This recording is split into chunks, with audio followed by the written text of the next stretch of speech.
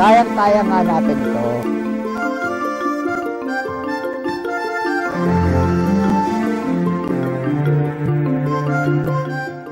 Sa isang seminar ng mga magsasaka ng maliliit na magniniyog, nakita namin si Leonardo Montemayor. Dito ay nagpakilala ako na ako'y dating FFF at kami ay merong Small Coconut Farmers Organization. Simula noon, marami na bawat hihiling namin ng proyekto tungkol sa pangkabuhay at pangkaunlaran ay natutulungan kami. Sa pamamagitan ng aking mga kasama at ng Philippine Coconut Authority, ay ipinlano namin na palakahin ang Small Coconut Farmers at kami ay sumama na sa Federation of Pre-Farmers na muli.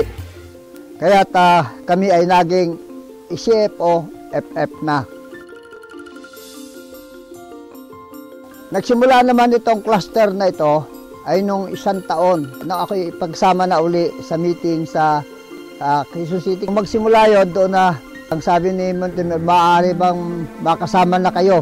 Kaya nagkaroon na ng mga cluster noon. Kasama ko na si Melissa sa mga meeting ko sa FFF. Yun na ang pagsisimula.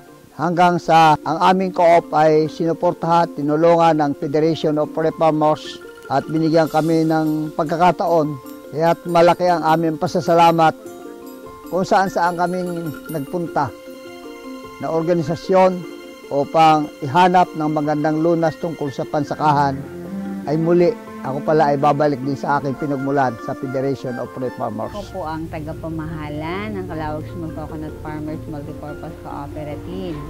Ito po ang aming munting tanggapan. Kasalukuyan, meron kaming water filling station. Before kasi nag-lending kami. Nung makita ko na medyo nagkakaproblema kami sa lending, nag-divert nga kami sa water filling station. Okay naman ang aming water filling station. Nagkaroon din kami ng coco sauce production. Tulong po ng FFF, on process na siya. Sa registration sa BIPAD, saka sa pag-test ng product. Meron din kami banana chips, coco candy. Mag-open kami ng mga agri-products. Magbebenta kami. Meron kaming organic fertilizer, yung Plantmate, galing sa Rich Fund.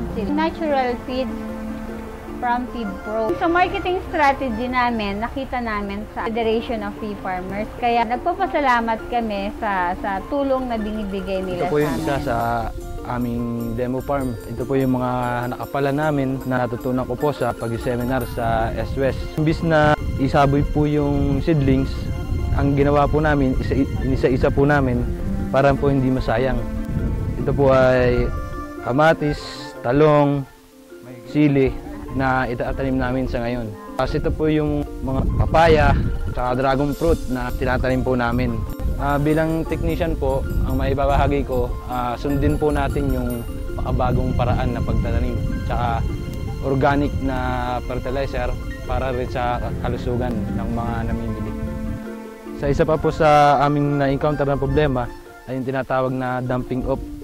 Pag nagdilig ka po, sa seeds pa lang, kailangan umaga, hapon ka lang magdidilig. Kasi pag na-over ang tubig, nagdadumping off po, napuputol yung pinang main root niya. Maraming salamat po sa FF, sa Federation of Free Farmers, na tumulong po sa akin para matuto ako sa paghalaman. Nandito po tayo ngayon sa farm ni Mr. Rogelio Babasa, isang pangulo po sa aming samahan sa cluster ng Calauag. Ang naitulong ko po dito, yung tulad din ng land preparation, pag-apply muna ng abono bago mag-transplant, at yung mga tungkol sa sakit ng kanyang tanim na gulay. Narito kami sa aking farm na nila makita itong aking mga tanim na ito at medyo nabubuhay na. Saka itong aking mga, gusto niyo makita ito, mga talong.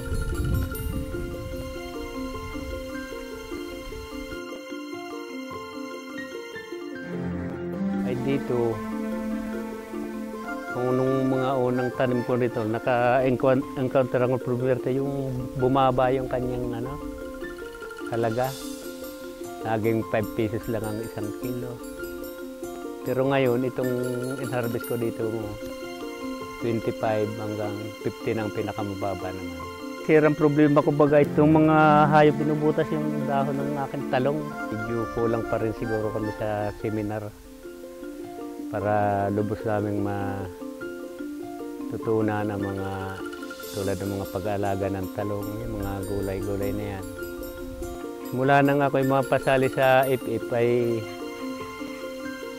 marami akong natutuhan sa kanila sa mga paseminar ng FF kasama ng SGIS na ito ngayon ang pinagtutuunan ko ng pansin ang dito ko na laman na kailangan ng mga aming gastusin sa aming mga pagtatanim ay may record para malaman kung kumikita nga kami kung hindi.